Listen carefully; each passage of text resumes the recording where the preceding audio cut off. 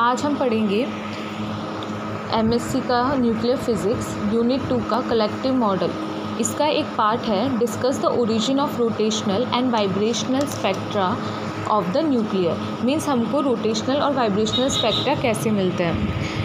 Vibrational state of spherical nuclei. Vibrational state spherical nuclei के बारे में हम देखेंगे कि एक स्फेरिकल न्यूक्लियाई में वाइब्रेशनल स्टेट कैसे होता है। The vibrational level appears at the comparatively small axis और lack of nucleons. Vibrational level जो हमें मिलता है वो या तो कुछ एक्सिस या फिर कोई न्यूक्लियॉन्स कम की वजह से हमको वाइब्रेशनल स्टेट्स जनरली ऑब्टेन होती है। E is equals to n h cut omega, ये फॉर्मूला होता है एनर्जी का। एन का वैल्यू 1 2 3 कहीं तक भी हो सकता है। The surface of spherical symmetrical nucleus at rest s of r is equals to r. हम मान लेते हैं कि इनिशियली एट रेस्ट पे जो होगा वो हमारा जो सरफेस होगा वो इन फॉर्म ऑफ क्या होगा, स्फेरिकल होगा।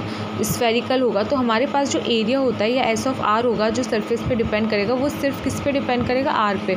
तो हम मान लेते हैं कि ये क्या ले लिया हमने, आर, यानी कि जो इसका स्फीयर का जो सरफेस है उसको हम आर कंसीडर कर लेते हैं इनिशियली रेस्ट पे।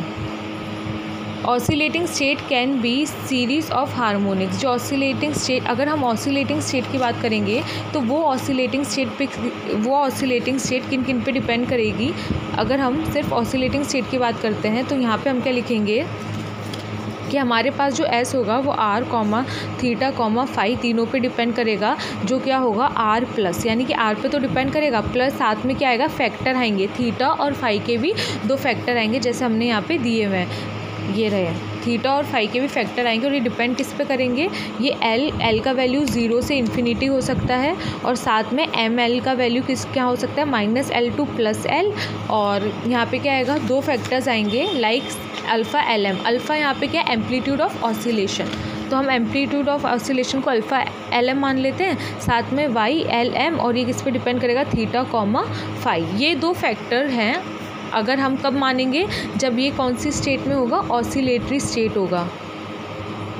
यानी कि अब हमारा जो न्यूक्लियर है वो स्फेरिकल सिमेट्रिक नहीं है, वो ऑसिलेट कर रहा है। तो वो आर थीटा फाई और टी, एक और फैक्टर अगर हम लें टी, अगर वो टाइम पे डिपेंड करेगा तो वो इन 4 फैक्टर्स पे अब हमारा ऑसिलेटिंग स्टेट डिपेंड कर रहा है। तो क्या होगा, s r theta phi comma t is equals to r bracket 1 plus sigma l equals to 0 infinity m equals to -L to +L alpha LMT और YLM theta comma phi. Volume अगर हम निकालते हैं तो नॉर्मली स्फेरिकल के लिए हम volume कैसे निकालते हैं, ये रहा। स्फेरिकल के लिए वॉल्यूम हम निकालते हैं V is equals to triple integral r² sin theta dr d theta d phi. अगर हम क्या करेंगे कि हमें नहीं मालूम कि वो साइन थीटा है, बिकॉज चेंज हो गया है ना। अब जो शेप सर्कुलर था, स्फेरिकल था, अब वो स्फेरिकल नहीं रहा है, वो शेप चेंज हो गया है। तो वो शेप चेंज जो होगा वो थीटा और फाई से होगा, बिकॉज रेडियस तो सेम रहता है। तो इसीलिए हम उस चेंज को ओमेगा से लिख देते हैं, क्योंकि हमें नहीं मालूम है। तो यहाँ हमने ओमेगा लिख लिया। जो हमारे पास रेडियस था वो 0 टू S से चेंज होगा, क्योंकि सरफेस S है। और यहाँ पे r² dr and d omega. r² का जो इंटीग्रेशन होता है वो r³/3 होता है और ये d ओमेगा है ही। ये double integral for theta and phi, यहाँ 1/3 बाहर ले लेंगे और ये double integral s³ d omega, like this, ये रहा। अब क्या करेंगे, इक्वेशन नंबर 3 है तो यहाँ से हमें क्या मिल गया, V मिल गया। अब यहाँ जो हमने S निकाला था फॉर ऑसिलेटरी स्टेट, इस इक्वेशन नंबर 2 को हम इक्वेशन नंबर 3 में सब्स्टिट्यूट कर देंगे तो हमको इक्वेशन नंबर 4 मिल जाएगा फॉर वॉल्यूम। हम जानते हैं कि वॉल्यूम ऑफ स्फीयर होता है 4/3 पाई r³। सो इन दोनों को हम इक्वल भी कर सकते हैं, तो इनको इक्वल करके हमको ये इक्वेशन आ जाएगी। By applying the orthogonality condition. अगर हम ऑर्थोगोनैलिटी कंडीशन यूज़ करेंगे स्फेरिकल हार्मोनिक्स में तो क्या होगा, orthogonality condition means 2 different states like 1 and हमने यहाँ 2 ले लिया है। इन 2 डिफरेंट स्टेट का जो एक्सपेक्टेशन होगा वो वैल्यू हमें कितना मिलेगी, 0 मिलेगी एक्सपेक्टेशन वैल्यू।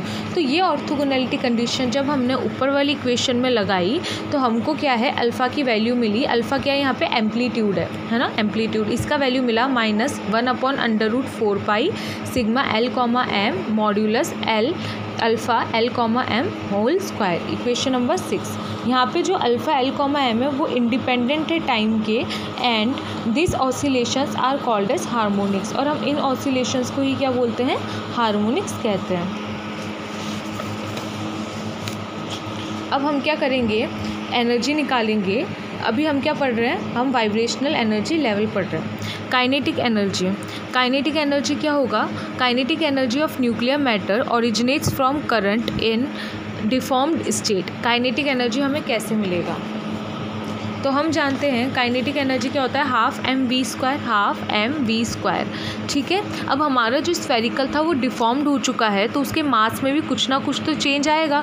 तो हम क्या ले लेते हैं कि हमारे पास क्या होगा, हाफ ऐसा का ऐसा है, बीटा एल, बीटा एल यहाँ पे क्या शो कर रहा है, मास शो कर रहा है। Beta L shows the mass and alpha dot shows the displacement, where beta L का वैल्यू होता है rho R 5/L। Beta L value is rho R 5/L। वो चेंज जो शेप हुआ है उसका जो मास है वो रो, बीटा का वैल्यू कितना है, रो आर 5/L। ओके, हम जानते हैं रो होता है मास पर यूनिट वॉल्यूम, तो यहाँ से क्या करेंगे हम, रो का वैल्यू हम क्या लिख लेंगे, मास, वॉल्यूम हमें पता है 4/3 पाई आर क्यूब, तो यहाँ से हमें इक्वेशन मिल जाएगा। इस रो का वैल्यू जब हम यहाँ रखेंगे तो बीटा एल की हमें इक्वेशन नंबर 8 मिल जाएगी। इस बीटा एल का वैल्यू इस इक्वेशन नंबर 7 में जब सब्सटीट्यूट करेंगे हमको इक्वेशन नंबर 9 मिलेगी, और हैंस द काइनेटिक एनर्जी, यहाँ से हम क्या बता सकते हैं कि काइनेटिक एनर्जी है वो प्रोपोर्शनल है to the square of deformed velocity. अब यहाँ पे क्या है, अल्फ़ा डॉट, सिंगल अल्फ़ा जो है वो डिस्प्लेसमेंट को शो कर रहा है, अल्फ़ा डॉट इज़ वेलोसिटी, और ये कौन सी वेलोसिटी, ये है डिफॉर्म्ड वेलोसिटी।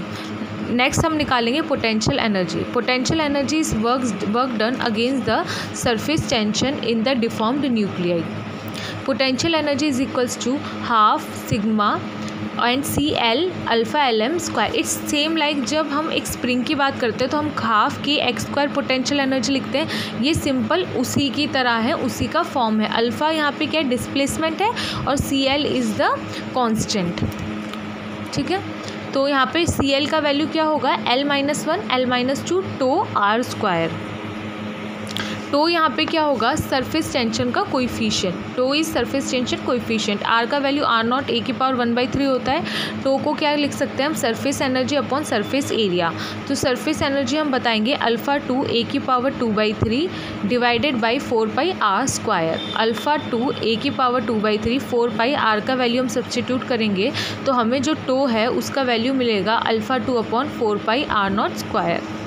ये हमें टो का वैल्यू मिल जाएगा। यहाँ से हम क्या करेंगे, अगर हम टोटल एनर्जी को देखें तो वो क्या होगा, kinetic plus potential. Kinetic energy is half sigma beta l alpha L m square plus, एक सेकेंड, यहाँ पे अल्फ़ा डॉट आएगा क्योंकि हाफ एम वी स्क्वायर होता है ना, तो alpha L m dot is v square plus c L alpha L M whole square. Hamiltonian operator अगर हम देखें तो हैमिल्टोनियन ऑपरेटर क्या होगा, सेम होगा हैमिल्टोनियन ऑपरेटर भी, because Hamiltonian operator is also the kinetic energy plus potential energy. तो दोनों में से सिग्मा एल एम हम कॉमन ले लेंगे तो हमें यहाँ पे ये वैल्यू मिल जाएगी। अब क्या होगा, हैमिल्टोनियन भी simple kinetic energy plus potential energy होता है, और हैमिल्टोनियन ऑपरेटर क्या होता है, एक तो होता है p²/2m, ये होता है फॉर काइनेटिक एनर्जी होता है p²/2m, और पोटेंशियल एनर्जी होता है हाफ के एक्स स्क्वायर। अगर हम नॉर्मल बात करते हैं क्लासिकल की तो ये होता है। अभी हम देखेंगे इन अ न्यूक्लियर मॉडल तो क्या होगा, p², p को हम यहाँ पे π(Lm²) लिख लेते हैं, 1/2 beta l that is distortion momentum, ये शो कर रहा है, प्लस हाफ सी एल और alpha L m square.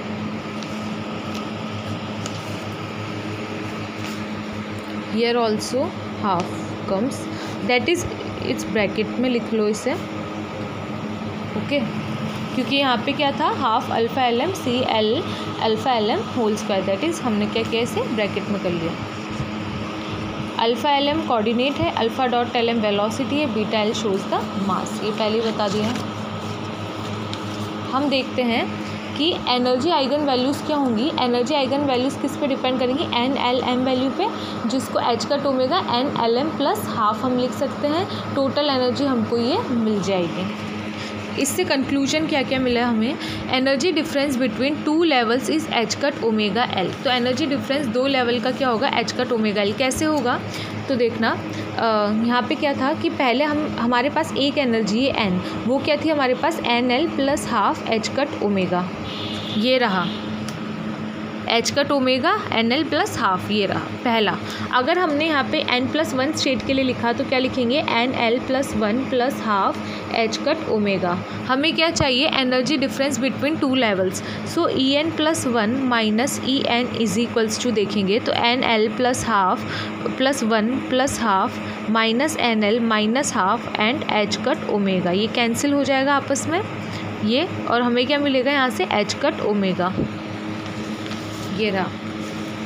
Next is for each L there is a set of equidistant excitation.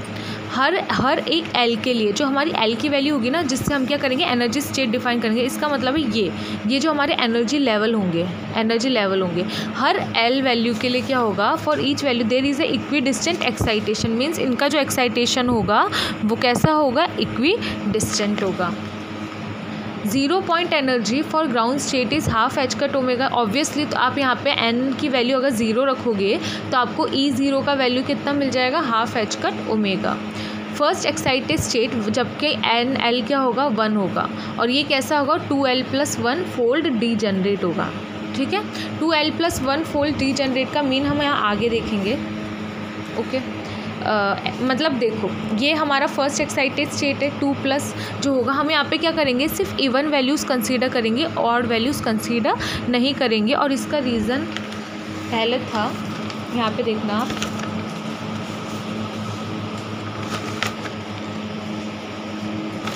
इसका रीज़न आई थिंक आगे आएगा, पर हम यहाँ पे क्या करते हैं, सिर्फ इवन वैल्यूज़ लेते हैं, हम ऑड वैल्यूज़ यहाँ पे कंसीडर नहीं करते एन के। अब यहाँ क्या होता है कि हमारे पास क्या होगा कि जैसे first excited state with N L equals to 1, ये कैसा होगा, 2L plus 1 fold D generate, ये रहा फर्स्ट एक्साइटेड स्टेट। इस फर्स्ट एक्साइटेड स्टेट में अभी कैसा होगा, 2L प्लस 1, ठीक है, 2L प्लस 1 होगा। मीन्स अब L का वैल्यू अगर हम क्या रखते हैं, अगर हम L का वैल्यू कितना रखेंगे, 0 रखेंगे तो हमको 1 ही मिलेगा। ओके तो ये फर्स्ट था, जब हमने 0 रखा तो हमको 1 ही मिला, तो हमारे पास क्या आया, यहाँ ये पहला लेवल आया 2 प्लस का। फिर हम क्या रखेंगे, अब L का वैल्यू कितना हो जाएगा, 1 हो जाएगा, तो हमको कितना मिलेगा, 3 का मतलब है 3 स्टेट मिलेगी, एक होगा 0 प्लस 2 और 4 प्लस। फिर वापस से हम यहाँ क्या रखेंगे, L का वैल्यू 2 रखेंगे, तो हमको यहाँ पे कितना मिलेगा, 5। इसका मतलब क्या है, 0 प्लस 2 प्लस एंड 4 प्लस और 6 प्लस, और यहाँ पे क्या था, 0 2 4 और 3, 0 2 3 4 6, ऐसे करके हमको एनर्जी लेवल्स मिल जाएंगे। 0 plus ground state no phonon, ठीक है, 2 प्लस क्या है, ग्राउंड स्टेट ही है, यहाँ पे ये फर्स्ट एक्साइटेड स्टेट भी बोलते हैं, जहाँ पे एक हमें फोनोन मिलेगा। अब ये वाइब्रेशनल स्टेट हमारा हो गया। अब करेंगे हम rotational state. The addition of more nucleus outside the closed shell deforms the nucleus. अब क्या होगा कि जो हमारा वाइब्रेशनल स्टेट था वो किस वजह से आ रहा था कि कुछ एक्सिस हो जाता है न्यूक्लियन का, या फिर न्यूक्लियन की कमी की वजह से हमको वाइब्रेशनल स्टेट ऑब्टेन्ड हो रही थी। रोटेशनल स्टेट क्या होंगी कि हम क्या करते हैं, बाहर से कुछ न्यूक्लियन लाकर उसमें ऐड कर देते हैं, जिसकी वजह से वहाँ क्या हो जाता है, डिफॉर्मेशन इन द ज्योमेट्री हो जाती है। Deforms the nucleus. Z component of angular momentum. Z component हम कैसे लिख सकते हैं, I Z of angular momentum, या फिर आप इसको एल से भी डिनोट कर सकते हो, एल लिखो आई लिखो, it means the same. Okay, इसको क्या लिख सकते हैं हम, minus iota H cut del upon del phi. Equation number 1। From uncertainty principle क्या होगा, ये जो फाई है और डेल्टा आई जेड है वो greater than equals to H cut. Equation number 2।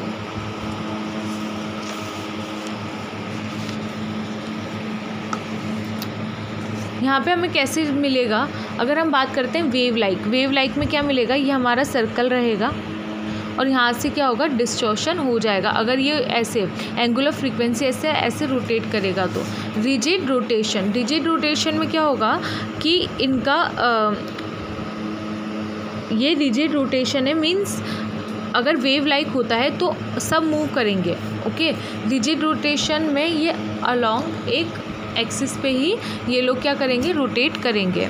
And it is irrotational. Irrotational means ये इनके ये स्पिन भी अलग अलग हो जाएंगे। इनके मतलब जो न्यूक्लियॉन्स हैं हमारे पास, उनकी स्पिन भी अलग अलग हो जाएंगी। यहाँ पे सब एक जैसे ही मूव कर रहे हैं। There is the same parity for all the levels. यहाँ पे क्या होगा, हर लेवल का पैरिटी सेम होगा। There is an increase in angular momentum with increase in the spin. मतलब जितना स्पिन ज़्यादा इंक्रीज होगा उतना ही अपना एंगुलर मोमेंटम भी इंक्रीज होगा। The spacing between the adjacent level increase with increasing spin.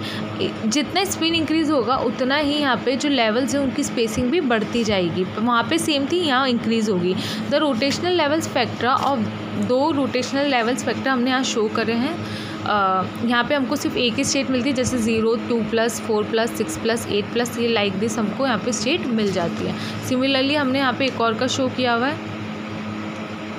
Experimental spectra हमने यहाँ पे दिखा रखा है। एक यूरेनियम का दिखाया और एक HF का हमने यहाँ शो किया है, हाफनियम का।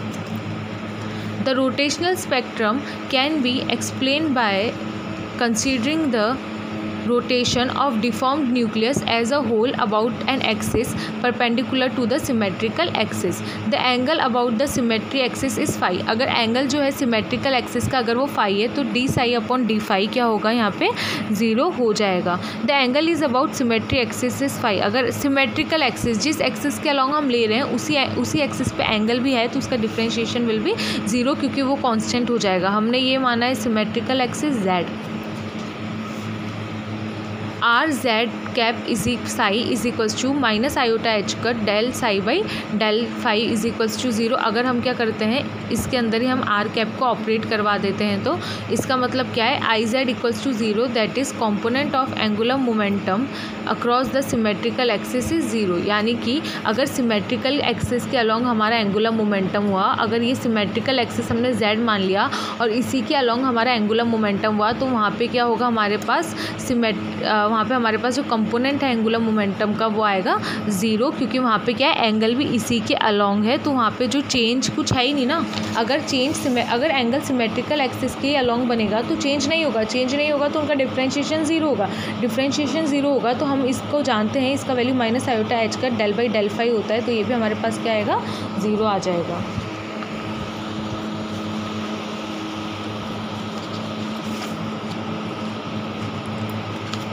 अब हम इसमें आगे देखते हैं। For simplicity assume that the intrinsic angular momentum of nucleus is 0। हम क्या करते हैं, इंट्रिंसिक एंगुलर मोमेंटम 0 कंसीडर कर लेते हैं। Hence the spinless nucleus R is total angular momentum. तो हम एच रोटेशन ये लाइक एनर्जी है, जैसे हम जानते हैं ना रोटेशनल एनर्जी को क्या लिखते हैं, L²/2I, जहाँ पे L क्या होता है, यहाँ पे एंगुलर मोमेंटम। सेम उसी तरीके से H rotation is equals to, हमने आर को क्या माना है यहाँ पे एंगुलर मोमेंटम, तो R²/2I। आई क्या है यहाँ पे, moment of inertia. R rotational psi यानी एच साई इक्वल्स टू हम जानते हैं ई साई, इसके अंदर हम इसकी वैल्यू सब्सटीट्यूट कर देंगे। The eigen values of R² का आइगन वैल्यू हमें मिलेगा J+1, क्योंकि L का यही होता है ना एंगुलर मोमेंटम का, J+1 H² साई, क्योंकि यहाँ पे R² है। अगर हमारे पास नॉर्मल R होता तो उसको हम क्या लिखते हैं, √J+1 और H²। आइगन वैल्यू ये हो जाती है। पैरिटी क्या होगा, P is equals to -1J for odd में पैरिटी चेंज होगा, यानी कि J की वैल्यू 1, 3, 5 ऑड मिलेगी। इवन के लिए हमारे पास पैरिटी पॉजिटिव होगा, जो 0, 2+, 4+ है। हमने स्टार्टिंग में ही कह दिया था कि पैरिटी चेंज नहीं होगी, इसका मतलब है हमको इवन वैल्यूज़ ही मिलेगी। The wave function is symmetrical about XY plane, that is it should not change the sign under the reflection of XY plane.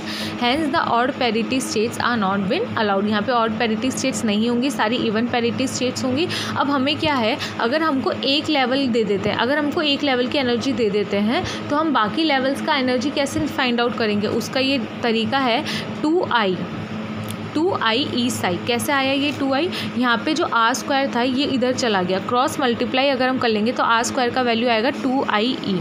Are square का वैल्यू कितना आएगा 2IE। यहाँ पे इस आर स्क्वायर में हम रख देंगे 2IE psi is equals to J+1 H cut square Sai.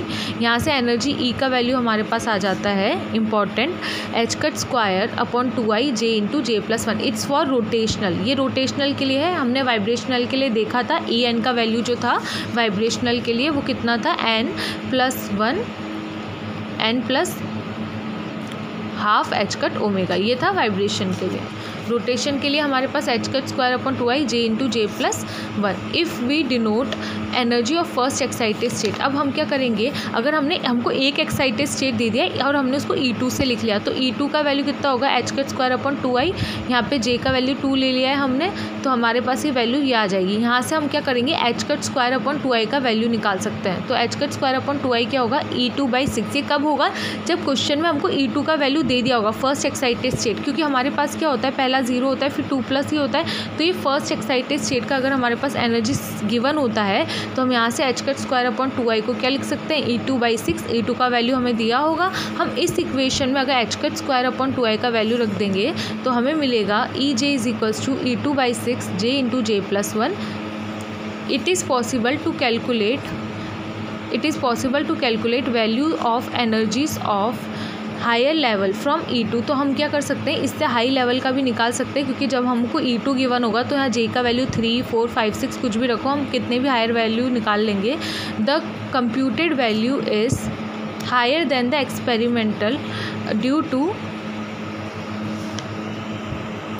To stretching of the nucleus. अब क्या होगा कि हमने जो देखा कि हमारे पास जो वैल्यूज़ आई, जो कंप्यूटेड वैल्यू आई यानी कि निकालने के बाद आई, वो एक्सपेरिमेंटल वैल्यू से क्या थी, ज़्यादा थी। जो हमने निकाला वैल्यूज़ वो क्या था, एक्सपेरिमेंटल वैल्यू से ज़्यादा था, क्योंकि यहाँ पे क्या हो रही है, स्ट्रेचिंग हो रहा है न्यूक्लियस का।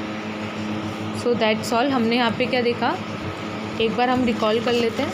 तो सबसे पहले हमने यहाँ पे देखा वाइब्रेशनल स्टेट हमने कंसीडर किया, vibrational state. Okay, vibrational state में हमने यहाँ पे क्या लिया, जब हमने वाइब्रेशनल स्टेट देखा तो हमारे पास क्या आई, हमारे पास सक्सेसिव लेवल आए।